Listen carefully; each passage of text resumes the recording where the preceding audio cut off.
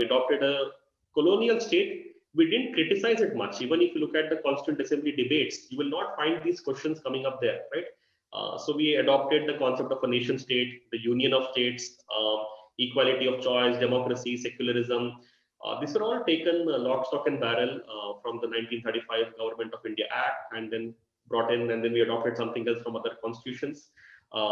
We like took up the parliamentary form of the government. We took up a cabinet system.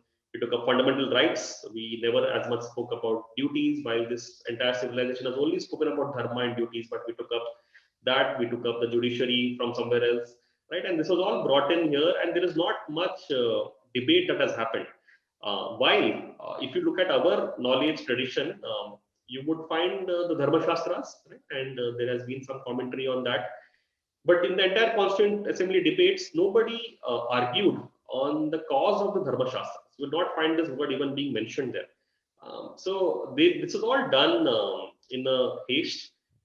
Probably at that time, we cannot judge them from today's context. Maybe that was what was the need, and maybe we didn't have the scholarship at that time.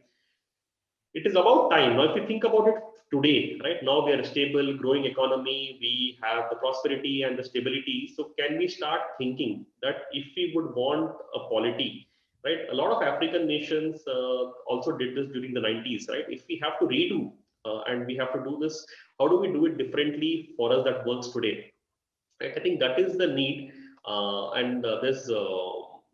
Otherwise, we'll always, as I said, we are in this confusion of these two minds. And some of the scholars have mentioned this, that now it is so internalized that we don't even see it, that it is there. And we are trying to find answers in the existing system, and it's not happening.